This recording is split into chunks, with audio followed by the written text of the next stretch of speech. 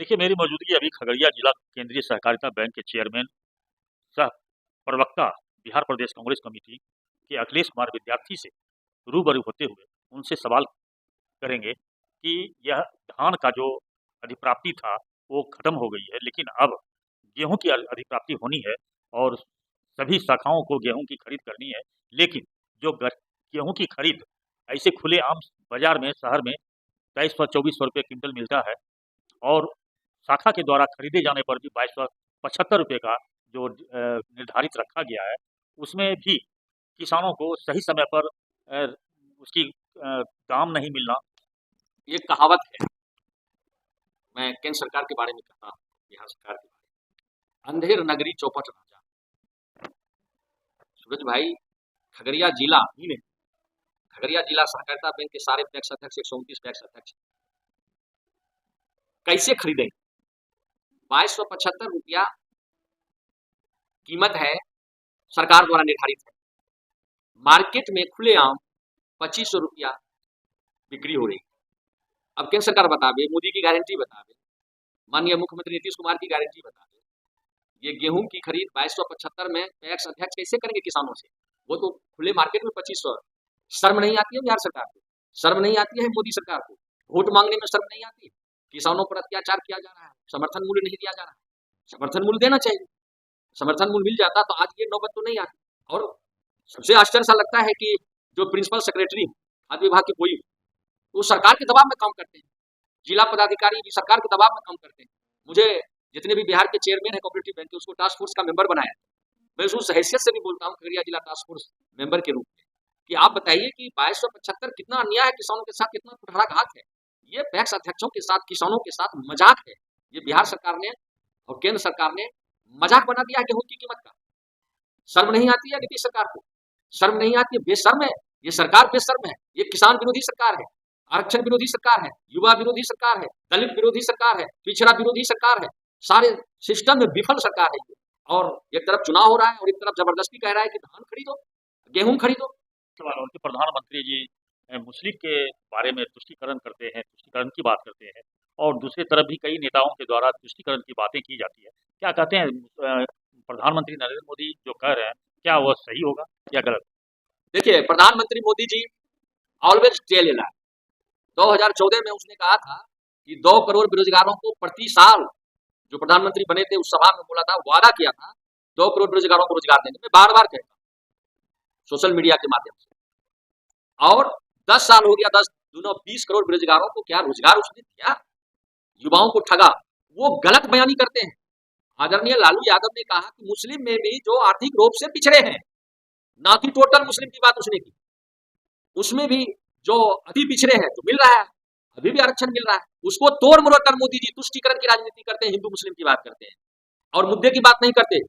आदरणीय मोदी जी, आप बता रहे कि 16 लाख करोड़ रुपया आपने 22 कंपनी का माफ कर दिया और 3 लाख करोड़, सिर्फ 3 लाख करोड़ में भारत के सारे किसानों का ऋण माफ होता है। आपको शर्म नहीं आती? आप मुद्दे पर चुनाव क्यों नहीं लड़ते आदरणीय मोदी जी?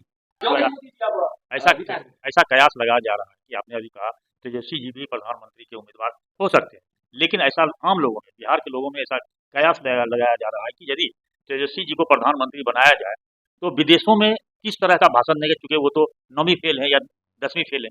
आपको पता नहीं है? आदरणीय मोदी जी की डिग्री का पता है? कोई डिग्री है यूनिवर्सिटी का? उससे बेहतर वक्ता के रूप में, अंडरस्टैंड के रूप में फर्राटा इंग्लिश आदरणीय तेजस्वी यादव जी बोलते हैं। फर्राटा आपने देखा, इंग्लिश माध्यम में पढ़े हुए हैं 9-10 तक वहीं आर के पुरम दिल्ली में। वो समझदार व्यक्ति है, खेल में उन्होंने भाग लिया, इसीलिए उसने पढ़ाई रोक दिया। ये मत सोचिए तेजस्वी जी फर्राटा इंग्लिश बोलते हैं, फर्राटा इंग्लिश समझते हैं, विदेश में जाके इंग्लिश बोल सकते हैं। 9th पास फेल की बात नहीं है। ये कहना, ये तुच्छ राजनीति का प्रतीक है। ये ओबीसी समाज और यादव समाज के लिए ये चुनौती का विषय है कि तेजस्वी यादव तो अकबर कैसे शासन चलाए? अब बताइए, अकबर दी ग्रेट कहलाते थे, तेजस्वी यादव को फर्राटा हिंदी इंग्लिश बोलते हैं। आपने कई जगह भाषण सुना होगा, हमने तमिलनाडु में स्टालिन के सभा में उनका भाषण सुना, वो वायरल हुआ है सोशल मीडिया में। एक सवाल और है अखिलेश जी की, जो अभी अभी आपने जो कहा कि अखिलेश जी, तेजस्वी जी, राहुल जी, खड़गे जी ये सब प्रधानमंत्री के दावेदार हो सकते हैं, तो इसमें आपके माध्यम से प्रियंका गांधी का नाम क्यों नहीं लिया? देखिए, क्यों नहीं, अभी उस परिवार ने जो बलिदान दिया है, राहुल गांधी सीनियर है, बड़े भाई हैं उस परिवार में, तो वो लगातार प्रियंका से सीनियर है, लगातार मेहनत कर रहे हैं, उनको उम्मीदवार के रूप में देखा जा रहा है। अभी तत्काल प्रियंका गांधी को पीएम उम्मीदवार के रूप में नहीं देखा जा रहा है। इस बात पर चर्चा इसलिए बंद कर दिया जाए कि प्रधानमंत्री उम्मीदवार के रूप में राहुल गांधी और खड़गे कांग्रेस से, उसके बाद अन्य पार्टी के रूप में ये 5-6 नाम हमने बोला, इसलिए कि ये सब हम लोगों की इंडिया गठबंधन में लायक आदमी है, अच्छे शासक हैं। आपने कहा कि आरक्षण की बात कहा, लगातार वो कर रहे हैं मोदी जी कि मुस्लिम आरक्षण की बात लालू जी कर नहीं किए। खगड़िया में भी पिछले तीन चरणों खगड़िया का जो लोकसभा संसदीय क्षेत्र है, वो तीसरी चरण का चुनाव भी हो गया है और आज चौथे चरण का चुनाव भी संपन्न हो गया। क्या लगता है कि इस चौथे चरण और तीसरे चरण में जो 5, 6, 11 सीट का जो चुनाव हुआ है, इसमें क्या लगता है कि इंडिया गठबंधन या एनडीए कितने सीट ले पाएंगे? लगभग हम इस बार दावे के साथ कह रहे हैं मैक्सिमम सीट जीतेंगे। जितने भी 11 सीट की बात की है और 4 सीट पहले भी हुआ है, जबकि औरंगाबाद, नवादा, गया, सब जगह सामाजिक समीकरण वो अलग मैटर है। वह मोदी जी के अगेंस्ट में एक तूफान चल रहा है। मैं खुलेआम कहता हूं, कांग्रेस के एजेंडे को स्वीकार किया गया है। 1 लाख रुपया महिलाओं को भी दिया जा रहा है, हर घर के महिला को 8,500 महीना, और 1 लाख युवाओं को रुपया दिया जा रहा है सालाना, 8,500 रुपया महीना उसके खाते में। फसल बीमा किसान के खाते में टकाटक जाएगा, कोई दलाली बेकारी नहीं होगी। ये फसल बीमा दे रहा है, फसल क्षतिपूर्ति नीतीश कुमार दे रहा है।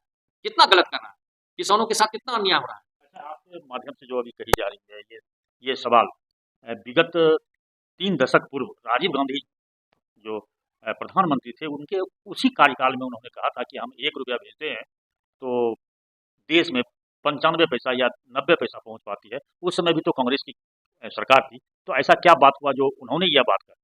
देखिए, राजीव गांधी गांधी परिवार के सबसे ईमानदार प्रधानमंत्री थे। इंदिरा गांधी, राजीव गांधी, पंडित नेहरू, आप देखेंगे शून्य से लेकर हवाई जहाज का निर्माण 70-75 साल के शासन में कांग्रेस ने किया।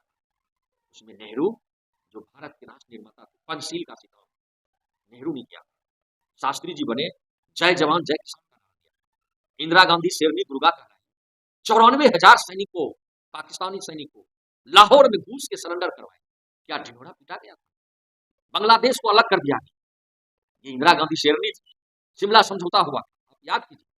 और राजीव गांधी की जो बात करते हैं, पंचायती राज की स्थापना आदरणीय राजीव गांधी ने ही किया था। महिलाओं का आरक्षण आदरणीय राजीव गांधी ने किया था। उसने देखा था कि शासन गांव में होना चाहिए। गांधी के सपनों को साकार करने के लिए, महात्मा गांधी के सपनों को साकार करने के लिए राजीव गांधी ने ये विधेयक लाया था पंचायती राज का, कि पंचायत में गांव स्तर पर विकास हो, डेवलपमेंट हो। नहीं जाता था उस समय। उसने खुले शब्दों में कहा कि 1 रुपये में 15 पैसे ही जाते हैं, लूट खसोट होते हैं। अभी क्या हो रहा है, ये राजीव गांधी इनोसेंट प्रधानमंत्री थे। उसने ही डिजिटल इंडिया बोला। मनमोहन सिंह ने आर्थिक स्थिति को मजबूत किया। मनमोहन सिंह वित्त मंत्री थे जिस समय नरसिंह राव पीएम थे, फाइनेंस मिनिस्टर थे, और एक फिएट कार पे आराम से चढ़ के आते थे। फाइनेंस मिनिस्टर रहते हुए अपने से गाड़ी चला के संसद में जाते थे। ऐसे वो वित्त मंत्री थे। प्रधानमंत्री बने, कोई उंगली उठा सकता है? आकाश सिंह के कांग्रेस के उम्मीदवार है, महाराज युवा उम्मीदवार है। और उसके बाद आदरणीय लालू जी की पुत्री रोहिणी आचार्य, जो देश की बेटी है, समाज की बेटी है, जिसने किडनी डोनेट किया, उसके पक्ष में, उसके बाद मीसा भारती के पक्ष में मैं कल यहाँ से रवाना हो रहा हूँ अपनी टीम के साथ। जगह जगह प्रेस वार्ता भी करनी है। आपने जो कहा, जो बातें, आरक्षण की बात, ये आरक्षण भाजपा समाप्त कर रही है। नाउ एंड देयर प्राइवेटाइजेशन कर रहा है, सारे नौकरी को समाप्त कर रहा है। जब प्राइवेटाइजेशन हो जाएगा महोदय, तो सर्विस अपने आप समाप्त हो जाएगी। बड़ी बड़ी कंपनी के व्यक्ति को ज्वाइंट सेक्रेटरी आईएएस बनाया जा रहा है। आईएएस के सिस्टम को समाप्त किया जा रहा है कि वह समाप्त हो जाए। और छोटे छोटे जितने भी हैं, रेलवे और छोटे छोटे उद्योग, बीएसएनएल देखिए ना कितना बढ़िया चल रहा था, उसको बेच के जियो चला दिया अंबानी जी का। सोचिए आप, ये प्राइवेटाइजेशन का आरक्षण पर कुठाराघात किया जा रहा है। ये तेजस्वी यादव की देन है। इसने जो जनगणना करवाया बिहार में, नीतीश कुमार तेजस्वी यादव ने मिलकर करवाया था, भाजपा नहीं चाहती थी। इस एजेंडे में गिनती करो, कांग्रेस के एजेंडे में है सामाजिक और आर्थिक समानता के लिए हर व्यक्ति, हर वर्ग की गिनती। ये राहुल गांधी का कहना है ओबीसी, एससी, एसटी सावधान हो जाओ। इसीलिए लाखों नौकरी को समाप्त किया जा रहा है। ऑटोमेटिक आरक्षण खत्म कर देगा मोदी। लाखों नौकरी को प्राइवेटाइजेशन कर रहा है। रेलवे को, आपको विभाग में, शिक्षा विभाग में नियोजन, नियोजित, ये क्या हो रहा है? ये साजिश है ओबीसी के प्रति। ये जो महिला आरक्षण दिया है, मैं खुलेआम कहता हूँ, संसद में हमारा डिमांड है कि ओबीसी के महिला को आरक्षण चाहिए। संसद और विधानसभा में शेड्यूल कास्ट, शेड्यूल ट्राइब के महिला को भी आरक्षण चाहिए। नहीं तो ये आरक्षण नहीं चाहिए संसद में, विधानसभा में, ये गलत ढंग से पारित हुआ है।